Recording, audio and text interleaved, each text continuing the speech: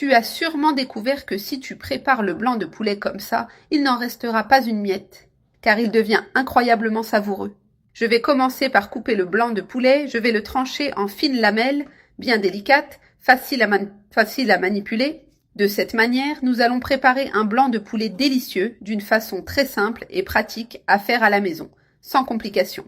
Le résultat est vraiment exquis, juteux et avec une saveur irrésistible.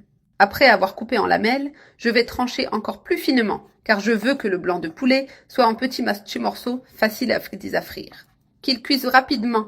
J'ai coupé ici en fines lamelles et maintenant je divise en morceaux plus petits, presque en dés, pour qu'il dore bien. C'est mieux ainsi pour frire le poulet, car il doit être en petits morceaux pour cuire de manière homogène. Je transfère maintenant tout le poulet dans un grand bol où nous allons bien l'assaisonner. Dans ce bol, je vais ajouter 3 œufs entiers et commencer à assaisonner le poulet. Ajoute une cuillère à café de sel, une cuillère à café d'ail frit, une cuillère à café de paprika et une demi-cuillère à café de poivre noir, pour bien relever le goût. Je mélange bien le tout, créant une recette innovante et différente qui te plaira sûrement. Elle est délicieuse à préparer pour le goûter ou même pour remplacer un repas complet sans effort. Ce poulet est tout simplement sensationnel, tendre et doré à l'extérieur. J'ajoute maintenant 2 cuillères à soupe de mayonnaise et je mélange à nouveau en intégrant bien. La mayonnaise donne un goût spécial et rend le poulet plus juteux et tendre. J'ajoute donc 2 bonnes cuillères à soupe en les incorporant au poulet pour tout rendre bien crémeux. Voilà, c'est bien assaisonné et prêt pour l'étape suivante. J'ajoute maintenant 4 cuillères à soupe de farine de blé.